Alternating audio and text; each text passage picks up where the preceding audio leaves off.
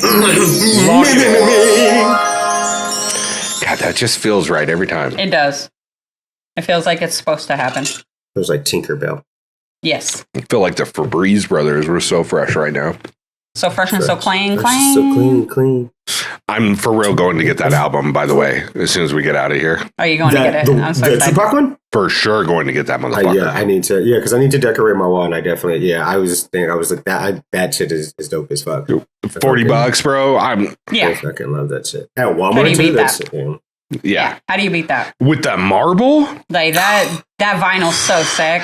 And with the gray Kendrick right underneath it. Mm-hmm.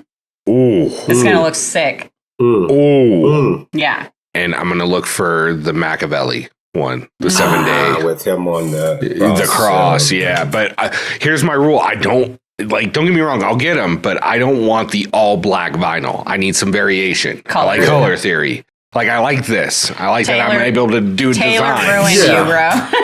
Taylor fucked it up for me. Yeah. I like that, though, because definitely, I mean, it was cool to have, like, back in the days, just the regular vinyl and stuff, because that's how things were listened to. But nowadays, obviously, we don't use the vinyls to play, even though I would like to get a vinyl player, but I don't know if I would use, though, But nowadays, it's used more for, like at least decoration, or at least for visual pleasure. Collection, so I would like to see, something different rather than just the standard, Yeah.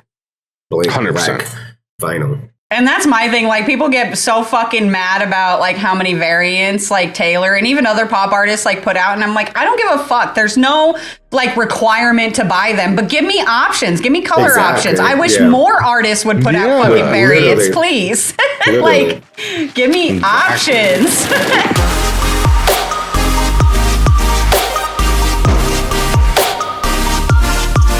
Hey everyone, welcome to Hayes Reactions. You got Karina, myself, Robert, and we're back for part 78 of Going to the Eras Tour. And part Trace? Yep, part 3. We're at the third. Part 3 of the love triangle of folklore. Yeah. Let's go. So we're on Betty today, and I'm hyped. I'm ready.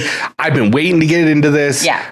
I want to find out who's the baby belong to. Who's the baby? Who's the father? Who is not my lover? Yeah, the kid's not my son. Yeah, like Billie Jean. Look, I'm not gonna lie. From our last episode, I have done quite a bit of Googling about the whole folklore front to back theme. Yep. And even though there is some people that agree that it says it gives it a different type of narrative listening through, it is not specifically designed that way. Right. Yes. Yes. So, but we are also not the first people to realize this. It's apparently all over Reddit that it gives the album a little bit of a different vibe. It tells a story in kind of a different order, but it wasn't necessarily designed that way. So. But the term a collection of short stories was used. So to describe the album, I was like, look at you go. Yeah. Look at that. Batting 500. That's Hall of Fame in baseball. That's per Taylor Swift. She said it's just a collection of stories rather than like one long story. So anyways, so we're here. Go ahead. I was just going to say, I don't know if we should trust everyone when they're saying that, it doesn't mean anything backwards, because these are the people that don't know Ed Sheeran or Aaron Dressner. So I know, for sure. Take their word for anything? I don't know. Probably not. Look, I'm just 24 million Americans think chocolate milk comes from brown cows. So that's a real stat. That's a real stat. That's not a bullshit. That's real. Real. I'm not even joking. I wish I was. Yeah. I love this. Yeah. They vote too. Just putting that out there. Those people vote in our country, so you know. Just remember that. So when you get cut off next time, just remember they might not have the mental capacity to know they're cutting you off. Oh my gosh. You're welcome. You're welcome. The other thing was I saw a story the other day and goes, this guy was riding my ass. I got pissed off and I got over. He guns it up next to me. His window's rolling down. So I roll down my window ready to yell. And he goes, thank you. I really have to poop, and sped off. So you'd be mad. Can't really be upset. You don't know what other people are dealing with. Yeah, that's it. That is fair. I really had to poop. That's actually, man, you're a good person. That's amazing. At that point, you feel like you did your good deed for the day. Like, You're welcome. Exactly. Pass, thy good sir. Right? Please. Sir Rick. Oh my God. Parliamentary members compete for seats in the House of Commons.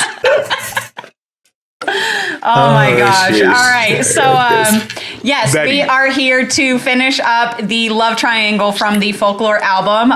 For all the Swifties out there, they've already heard Cardigan and August. So if you haven't seen those episodes, go find them.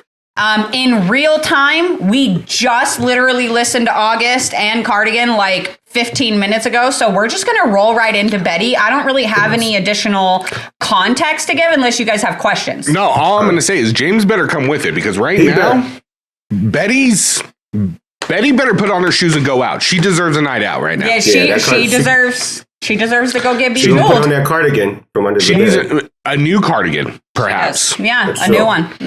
I did want to throw in there. I am drinking out of my drink like a man cup because I'm rooting for James in this. So I hope he has a good stories. Also got him a heartbreak shirt.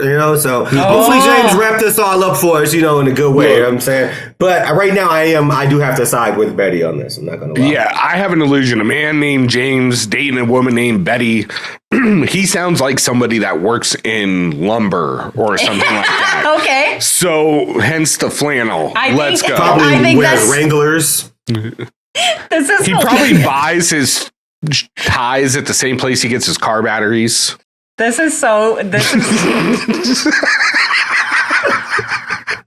Gets a hot dog and a soda on the way out. your guys' description of James. That's me. That's me. Okay, yeah, no, let's dive in.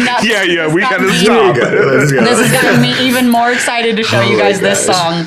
Let's do it. I am really excited to hear your guys' thoughts on how Taylor wrote this 17-year-old boy and how he approaches this situation between these two women who are obviously both madly in love with him, That's Wes, this might be a little foreshadowing that you're giving me.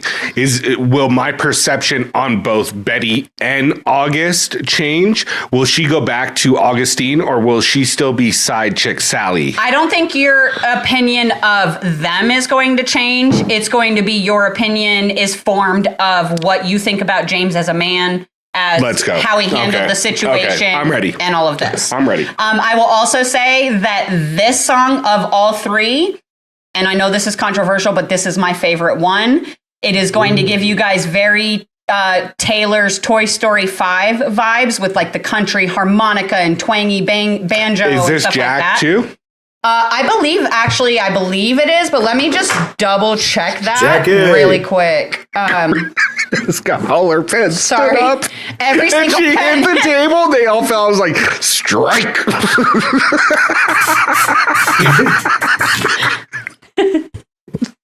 Okay, so this one is actually produced by Taylor Swift, Aaron Dessner, and Jack Antonoff. It's a three-way. You with triangle. It's a triangle. one additional production credit given to her ex Joe Alwyn. Sneaky. Wow. So he's That's making money off our plays here, but Real quick, on the side note, Robert, that Rihanna song with Calvin Harris that you like so much, this is what you the one that Taylor wrote. So apparently the reference track leaked with Taylor. So we're gonna find that. I'm gonna send that to you. Okay. Hell yeah, send that to me. That's dope for real. That's hell yeah, send that to me. That's dope. Okay. Ooh. All right, let's go. Ready? Here we go. Let's go. Let's go, James. Ooh.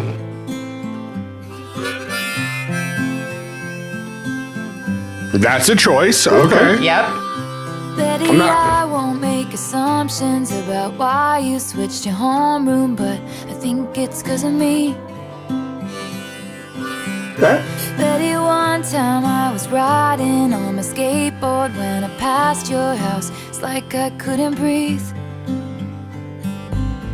You heard the rumors from Inez. You can't believe a word she says most times, but this time it was true. The worst thing that I ever did was what I did to you. But if I just showed up at your party, would you have me? Would you want me? Would you tell me to go fuck myself or lead me to the garden? In the garden, would you trust me if I told you it was just a summer thing?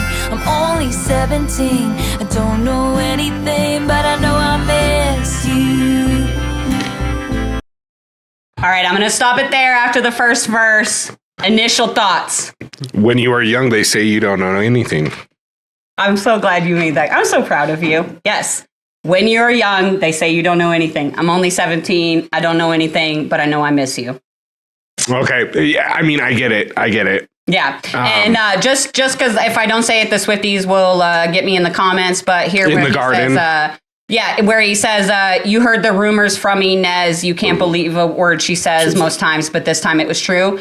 Inez is the name of one of Ryan Reynolds and Blake Lively's children that Taylor is the godmother to. And so this is one of the songs that she wrote their names into her song to use as a character. She does that on a few different songs. And anyway, I just wanted to point it out because otherwise the Swifties will be in the comments like, why didn't you tell them about the name? So, but anyway. So he fucked up. I once again, with this one, I like that. And even with this, it definitely feels like a short story. I definitely feel like she's painting a picture with this. And this kind of all brings it together for me. I do picture a young boy hanging out in the summer, kind of like, doing his thing, and things just kind of happening. I think it is very interesting that she is writing this from a point of view as a 17-year-old boy. I think she did pretty well. I don't know per se when I was 17 if I would feel the way that he feels, because he's a little bit apologetic. I think at 17 I was a little bit wild, so it was like, yeah, whatever. But I could definitely, but either way, I can see this story, and it feels like high school. It feels like high school love, a little bit of high school drama. Yes. It just kind of gives me that feeling to it. Even when she says the things about like riding on my skateboard past your house, those little things definitely help paint this picture. So I love just the lyrics itself. The writing to it is really good. No, I agree. It's definitely painting a picture. It does feel like I'm getting a bunch of context from everybody's perspective. Yeah. Because as they always say, there's three sides to the story. There's yours and the truth, right? Right. And truth's usually somewhere in the middle. Somewhere in between. Yeah, exactly. And like, yeah, no, dude, like, I don't want to say what I was like at 17, but... well, and the second verse is going to give even more context. I want to kind of reserve judgment on this now. I do get the feeling that he is sincerely upset. Like, this feels like, once again, this is told in the past tense, not in... Like reflective. It's very reflective, not the current tense. Like, this happened, like he's looking back on it months later. Yeah, it's October, November, the trees. It's not summertime anymore. Exactly. Yeah. Okay. All right. Okay. Yeah, exactly. See? Yeah. We should start doing Sundays more often until football season. Right. Once football season is then it's a wrap. It's a wrap. Yeah.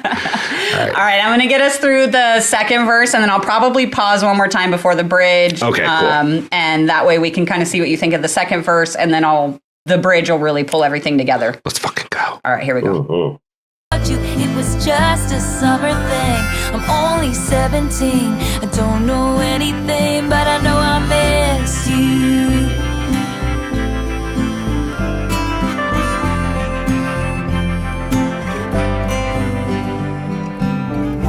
Betty, I know where it all went wrong. Your favorite song was playing from the far side of the gym.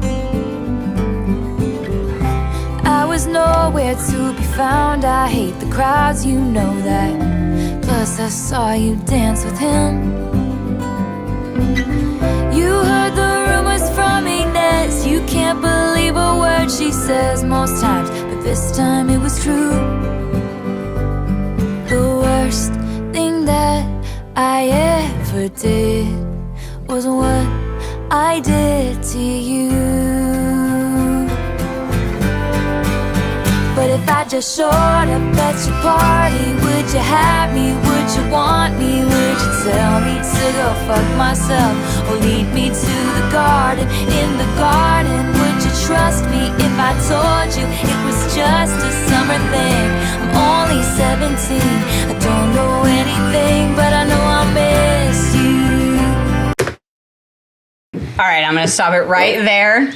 Go ahead, now you guys Robert. have a little bit more background on James's perspective on the whole. He saw her dancing with some dude. I mean, Yeah, that's exactly what it seems like. Obviously, like they were at like maybe a homecoming or some type of school dance, and he saw her dancing with someone. It seems like, I don't know, I guess one of the determinant things, and it wouldn't really matter too much, but I don't know if she asked him to dance, because he said, you know, that I'm not a fan of these crowds and things like that. So I don't know if she wanted to originally dance with him, but they didn't. So she asked somebody else to dance with her. But, Right. That's a really good point. Yeah. Yeah, because he does say, you know, your favorite song was playing from the far side of the gym. You know, I hate the crowds. Plus, I saw you dance with him. So, you know, maybe she wanted to dance and he didn't want to dance. So she was like, "Hey, I'm gonna find somebody to dance with me then." Like, you know, which not saying that that's, you know, the right thing, but obviously that's his perspective on it. Is, you know, he felt, in my opinion, he felt slighted by that. Exactly. Go ahead, Robert. I was just going to throw in there, but that also makes me feel like then that means that this summer fling, he knew what he was doing, and he kind of did it obviously on purpose or as kind of a way of get back. You know? So. Well, and that's exactly what I was going to say is like, rarely is this just a one-sided thing, right? Like there's always a slight that somebody feels, whether it's real or not, right? Like, oh, you didn't pay attention. You were dancing with some dude. You know what I mean? Or as you get older and long-term things like, oh, you don't pay attention, you don't help, you know? Well, and it's just the, you know, the contrast of the two sides. Like, oh, I saw you dancing with some guy. And it's like, yeah, but I was dancing with him because you won't dance with me. Exactly. And if you would have just gotten up and danced with me, I wouldn't have been dancing with some 100%, guy. yeah. You know, so, but from his perspective, it's like, you know, I hate the crowds. Yeah. Why would you even make why me would come you? here and expect me to dance with you? You know what I mean? Yeah. So it's those two contrasting like views on this same exact situation that I think makes these songs so like interesting and complex, especially when you put them all together. I will say this, based on what I've heard of this song thus far, I do think that there is a difference in maturity level of the stories being told. Like, I do think like August is a more mature version, and Cardigan is even more of a mature view on the relationship than any of these. Yes, agreed. You know what I mean? Yes. Like, it almost feels like he doesn't see the full idea. You know what? That's actually, I think that's actually really good. I think that it's very important. I think it's also not a coincidence or by coincidence that this is on the screen where it says I'm only 17 in his verse.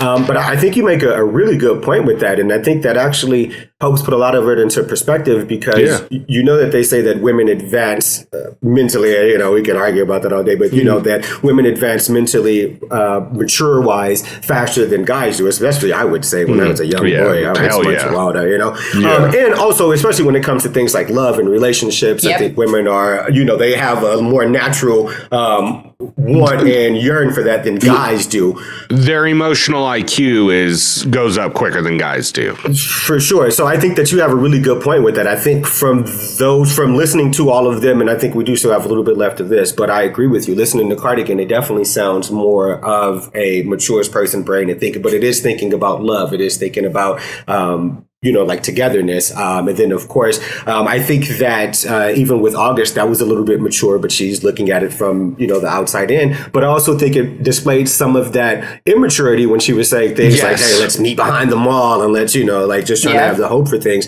And then, of course, we get to hear where he's like, once again, I'm 17. I kind of feels like he's saying, I'm kind of, you know, like living life. I don't really know things as of yet. I'm just kind of doing my own thing. So I think that was a really good point. Yeah, it's like, hers is like Cardigan to me thus far is how I'm viewing the story is it's an overview of the whole relationship as a whole. You made me feel like, you know, your favorite cardigan, your favorite sweater. You put me on, you picked me, and you said I was your favorite. Yeah. Like, and then you did all this stupid shit. You tried to change the ending. You tried to make Peter lose Wendy. And you were running like water. But I knew you'd come back to me. Yeah. She says at the very end of Cardigan, I knew you'd come back. And it's, it's a much more holistic view of the relationship, where to me, August is very much a view of hopes and dreams. Like, I had a hope and a dream that it was gonna be this with you, but it never was, and I knew it would never was. And this, like you said, Robert, I'm only 17. It's all these excuses of why I did what I did. And once again, I think it leads back to that emotional IQ of how they're looking at the relationship. I'm only 17. I'm not going to marry this person. Yeah. Where she's looking at it as like, I love this guy. Yeah. It could be something long term. You know what I mean? And he fucked it up. That's a straight one. So I will throw in there that with that and leaning back onto Rick's idea of it, I will say that I think if we would have listened to this song first, though, I would have felt a little bit different. If we started out with him coming out and saying, hey, I'm only 17, I'm young, this is, I think I still would have kind of gotten to the conclusion where I've gotten to is like, I mean, obviously he's fucking up. But I do think that I would have looked at it a little bit differently if I would have heard his version first and heard his idea of like, this is just the life that I'm living, and then got to August and then Cardigan, then it would have, Right. But so I think that makes a big difference. But I, once again, love the way that all of the stories connect and they all seem to. Reminds me of, I forget the name of the movies, but they have 1,000 movies where there's like, you see things from different perspectives. I think there was like a movie about a car crash and you understand it from like everybody's different perspective. And kind of just like we were saying on that Tupac episode with the world and life, when you see things from people's perspectives, it changes a lot. It does. And I agree. I think if we would have played this the other way, I would have felt the same way. I would have sided more with him in the very beginning, even through hearing August. But I still think once I heard Cardigan and she said, when you're young, they say you don't know nothing. Yeah, you don't know anything. But I knew you. I would have been like, oh yeah, no, you can't play that. You can't play that. Ultimately, that's what she's saying. Like, she's 17. I'm 17 too, motherfucker. Like, I knew what you did was wrong. They say you don't know nothing when you're young, but I knew you. I remembered you. You never left my mind. You were always right in front of my mind. I didn't cheat on you. You know? And I love that you said, like, this, it just feels like is full of, like, it's like his excuses, right? All these reasonings and excuses. I'm only 17 and you were dancing with a guy and this and that and all these reasons for why he ended up cheating on her. And it just gives like a really interesting perspective. One thing before we dive into the bridge. Yeah, because I'm excited about that. Yeah, I just want to do 2 quick reminders. One from August when she's talking about, remember when I pulled up and said, get in the car, cancel my plans just in case you call, blah, blah, blah. And then rewind all the way back to Cardigan, the very opening lines. She says, vintage tee, brand new phone, high heels on, cobblestone. And you, like, when Cardigan starts, you hear the high heels on the cobblestone. Okay. Just keep that in mind. Okay. You'll need to remember those 2 different parts from those 2 songs for his bridge. All right. You guys ready? Here we go. Hit it, Maestro. I told you it was just a summer thing. I'm only 17. I don't know anything, but I know I miss you.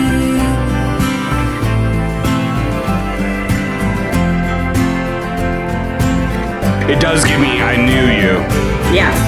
I was walking home on broken cobblestones, just thinking of you when she pulled up like a figment of my worst intentions. She said, James, get in, let's drive. Those days turned into nights, slept next to her, but I dreamt of you all summer long.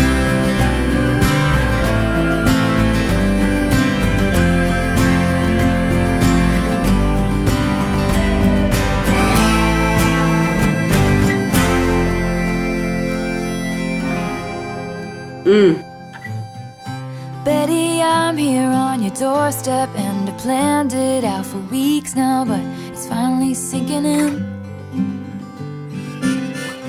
Betty, right now is the last time I can dream about what happens when you see my face again. The only thing I wanna do is make it up to you. So I love this part so much. Ah.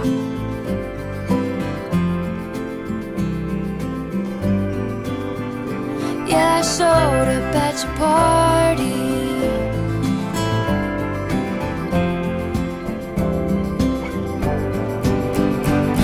showed up at your party, will you have me, will you love me, will you kiss me on the porch in front of all your stupid friends?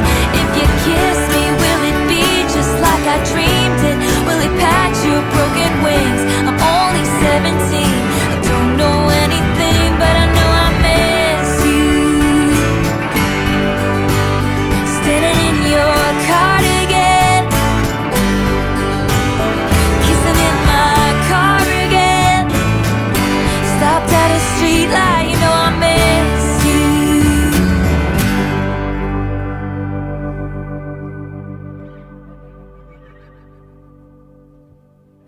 So that William Bowery. Yeah. William Bowery Bowery, is man. that's a Joe Alwyn's alias, ghostwriter. No, we whatever. call him Alwyn around here. Alwyn. Joe Alwyn. You fucked up, William bro. Bowery. Yeah, that's how it is. Yeah. Look, my honest take right now, I'm going to listen through a couple times. I'm going to listen through it the other way because I want to see if the story changes. Yeah.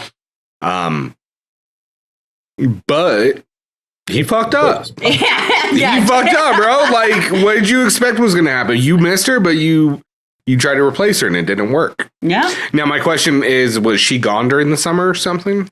Betty? Yeah. We don't know. Hmm. And that's kind of like the, where a lot of the debate comes of like, did he leave town? How big is this town? Like how in relation how close in relation and location is It seems Augustine like they and all Betty? go to school together. I'm going to be honest. Because Inez told Inez knew. told Betty. She knew that he did something with Augustine. So, like, how? But and that's kind of where my opinion that Augustine did know he had a girlfriend. She was fully aware of the situation. Yeah.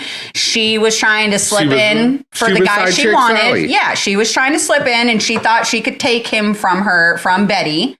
And he took advantage of the situation, got the extra attention. And like he said, he's 17. I don't know anything. Fuck.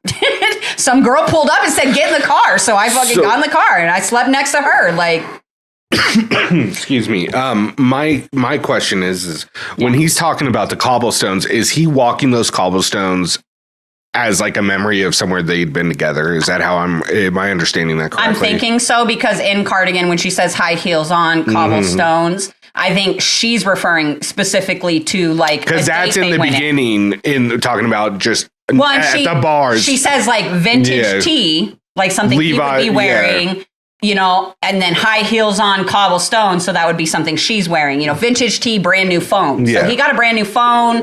He's wearing a vintage tee. We're going out to dinner. I've got my high heels on. We're walking on the cobblestones. It almost feels like first datey. So that's kind of how I take that. And then obviously she brings that back into this. For reference, and then obviously the pulling up and telling James to get in. My initial feeling is he fucked up. He knew what he was doing. He fucked up. But I'm gonna listen through a couple more times before I give final judgment on this. Yeah. I completely. That's definitely what the thing that I feel. It just seems like teenage love, which is crazy. And I kind of get this feeling that I even kind of relate to. When you're 17, you're kind of just like you're doing shit. It's first time in relationships. And a lot of times, even for men, this is the first time that we experience, especially at this time when you're like 17, this is for us, some of the first time that you experience maybe like a real serious relationship. A lot of times you are maybe, 14, 15, you're like dating somebody, but it's not like we're really dating, we maybe go to the movies or something. But 17, 18, you're kind of getting into that. We're getting older. We're hanging out a little bit more. And for guys, that's kind of our first venture into a relationship. So this could also be his first venture into him fucking up and then feeling like, oh shit, I do know that I miss you. I know that, regardless of everything else, I do know that I miss you. And I do like how she kind of made those connect in Cardigan, where she says, when you say you're young, you don't know anything, but I know you. And then he's saying like, I don't know anything, but I know I miss you. One thing I will throw in there though is I'm not. This is. I love this because she gets your mind thinking, and I just kind of love this story, and it does feel like a book because it kind of gives you yourself to interpret it. But it was kind of very interesting to me that he said that when she pulled up and told him to get in, and he got in, he said from that the days turned into nights. But then he said, "But I thought about you all summer long." Yeah. So I don't know if at first I thought when she said, I put up and told you to get in, I thought maybe this was after the summertime. And then, he probably went back to his life and she was trying to kind of get him back. But this still seems like it was part of this summertime. Yeah. I don't know for sure if she completely knows about Betty, because it seems like it's because he says at the end of it, like, but I swear I thought about you all summer long. Right. Which, bears the question again, I guess, is where was Betty at during this time? But it seems like this was literally just a summertime thing. Betty was on fucking vacation, like Goofy. What the Goofy fuck movie. was Betty doing? She was going cross country to go see Powerline. And he didn't want to go because he didn't like crowds.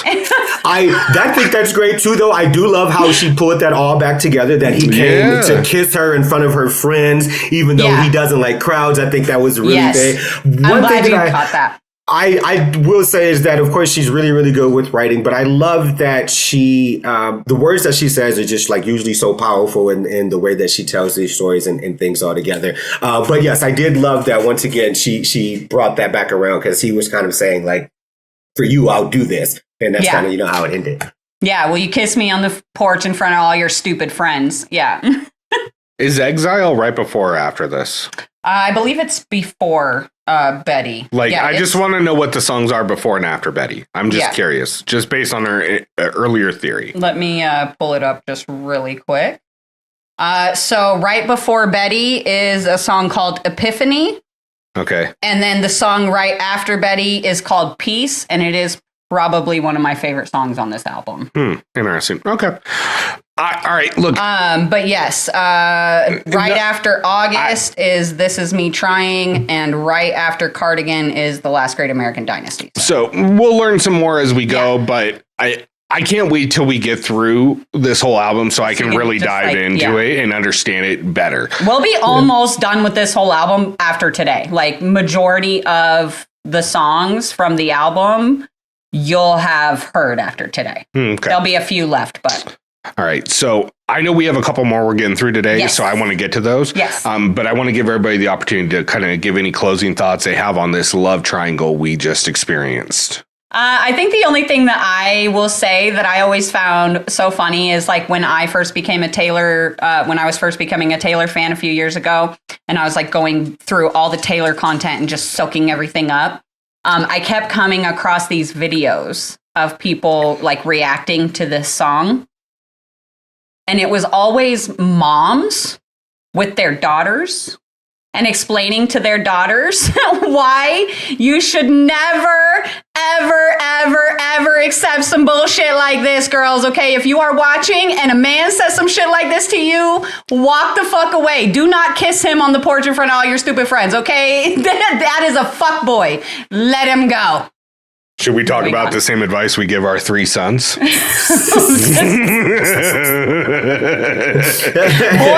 stay away from women, okay? Leave them alone. They will ruin you. Women will ruin you.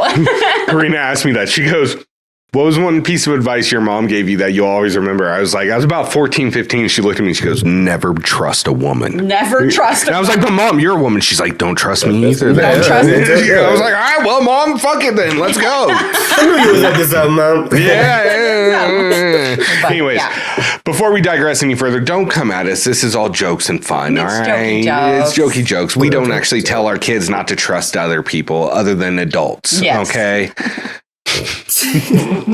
Oh, and last comment really quick, just to round out the story, in the event that we don't make it to Long Pond sessions for a really long time or whatever, just to round out the story, Taylor does say on Long Pond sessions that in her opinion, Betty does take James back. Oh, I would assume so. They're 17. They don't know anything. They end up together. They end up married later in life, but he puts her through fucking hell. And that's Exile. Yes. So. Y'all should have never brought me into this game. That's pretty good. So, anyway, I'm glad you guys enjoyed that one. Look, I'm going to end this on a high note for myself, Rick, Karina, Robert. Don't forget to subscribe to our Patreon. Check out our Discord, our social medias. Comment, let us know what we should listen to next. We're out. Love y'all. Bye. Bye. Bye, guys.